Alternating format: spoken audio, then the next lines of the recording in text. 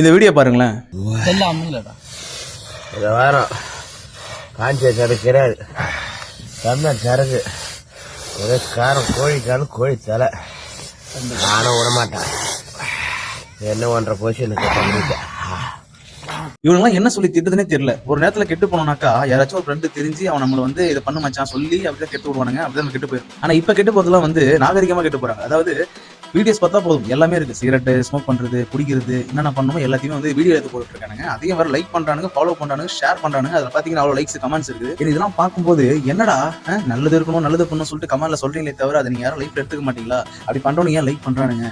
சும்மா தளர்தான் லைக் பண்ணிட்டு போயிட்டு இருக்காங்களா ஒருவேளை அப்படின்ற மாதிரி யோசிக்க தோணுது. இப்போ இருக்கிற ஜென்ரேஷன் பசங்கலாம் வந்து இந்த வயசுலேயே கெத்தா வந்து டீ ஷாப் போனா டீ கடை வாசல்ல நின்று ஸ்மோக் பண்ணிட்டு இருக்காங்க. அவ்வளவு பேர் போறாங்க வராங்க. உன் அப்பா வயசுக்கு மேல, அதாவது உன் தாத்தா வயசு இருக்கும், அப்படிப்பட்ட ஒரு ஆள் எதிர நிக்கிறாப்புல யோசிக்காம அவனுக்கு பாட்டுன்னு இழுத்து விட்டுட்டு இருக்கானுங்க. போகைய ஒரு மரியாதைன்றதே கிடையாது. பப்ளிக் பிளேஸ்ல ஒரு ஸ்மோக் பண்றோன்றதை தாண்டி ஸ்மோக் பண்றதெல்லாம் வந்து ஒரு கெத்து அப்படின்ற ஒரு அளவு கொண்டு வந்துட்டாங்க. ஐடி கம்பெனில ஒர்க் பண்றவங்க இவங்கலாம் வந்து ஸ்ட்ரெஸ் ஆயிடுச்சுன்னா ஸ்மோக் பண்ணுவாங்களாமா. அதை அடிச்சாதான் அவங்க ஸ்ட்ரெஸ் எல்லாமே போய் மூளெல்லாம் செம்ம ஆக்டிவா இருக்குமா. இதை நான் சொல்ல, நிறைய பேர் சொல்லி சுத்திட்டு இருக்கானுங்க. நான் வந்து வண்டி ஓட்டல் என்னோட நிறைய ஐடி கம்பெனிக்கா போவேன். அப்படி போகும்போது வெளியே ஏதாச்சும் டீ கடை இருந்தாச்சுங்களா, அந்த டீ கடை டீயால ஓடுதோ இல்லையோ சிகரெட்டாலே கண்டிப்பா ஓடும். ஏன்னா வந்து எல்லா விரல்லையும் வந்து சிகரெட் இருக்கும். அதுல அடிக்கிற பசங்களை விட அதிகமா கேர்ள்ஸ் தான் இருக்காங்க. நான் அதெல்லாம் பார்த்து நிறைய வாட்டி கடுப்பாகும் எனக்கு. இவங்களுக்கு ஸ்ட்ரெஸ் ஆகுது இது ஆகுதுன்னா அப்ப காலகாலமா வேலை செய்யறவங்க கஷ்டப்படுறவங்க எவ்வளோ மூளை சிந்திச்சு சயின்டிஸ்ட் அந்த மாதிரி எவ்வளவு பேர் கஷ்டப்பட்டிருக்காங்க.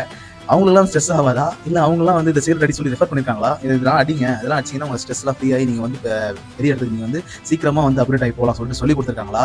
எனக்கு புரியல. இவங்களா ஒரு விஷயத்தை ஃபிக்ஸ் பண்ணிக்கிட்டு இதெல்லாம் பண்ணா ஓகேன்ற மாதிரி பண்ணிடுறாங்க. இது கூட வந்து கேர்ள்ஸ் வேற. பிரான் எந்தெந்த இடத்துல உயர்ந்து இருக்கானோ அந்த இடத்துலயும் பெண்களும் உயரணும் தான் அந்த சுதந்திரமே வாங்கி கொடுத்தாங்க. பாரதியில இருந்து கபிவர காமராஜர் இருந்து எல்லாமே போராடின ஒரு விஷயம் அதுக்காக தான். ஆனா இப்ப என்ன ஆயிடுச்சுன்னா, ஒரு ஆண் உயர்ந்து போற ஒரு விஷயத்த வந்து கோல் வைக்காம அவர் ஆண் கெட்டு போறதுக்கு நாசமா போறதுக்கு என்னென்ன பண்றானோ அதெல்லாம் பெண்களும் பண்ணி கொண்டிருக்கிறார்கள். கேட்டா அது வந்து ஃப்ரீடம் ஆஃப் ஸ்பீச், ஃபெமினிசம், அது இதுன்னு சொல்லி கொண்டிருக்கிறார்கள். அதை பத்தி கேட்டாலே அதான் சொல்லுவாங்க. அடக்குமுறை, ஃபெமினிசம், எங்களோட ஃப்ரீடம், ஆணாதிக்கம். எதனா ஒன்று பேசுங்களேன், எதை கேட்டாலும் இந்த ஒரு நாளை சொல்லுவாங்க. நல்லா சொல்லி கொடுத்ததுக்கு பாரதியாரே இறங்கி வந்தாலும் நோ யூஸ் தான் தோணுது.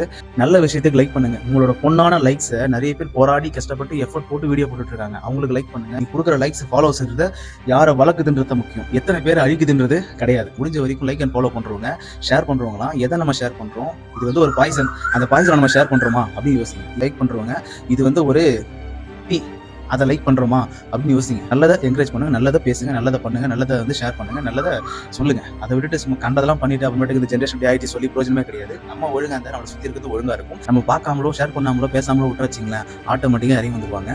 நல்லது பண்ணாதான் உங்களுக்கு லைக்ஸ் ஃபாலோன்னு சொல்லி பாருங்க. ஆட்டோமேட்டிக்கா எல்லாமே நல்லதா மாறும். கண்டிப்பா மாறும். மனசுல படதான் பேசுவேன். ஸோ அதனால வந்து கடற்கன்னு பேசிட்டேன். சரியா தப்பெல்லாம் பார்க்க மாட்டேன். மனசுல படம் பேசிடுவேன். ஸோ தப்பு இருந்தா சாரி.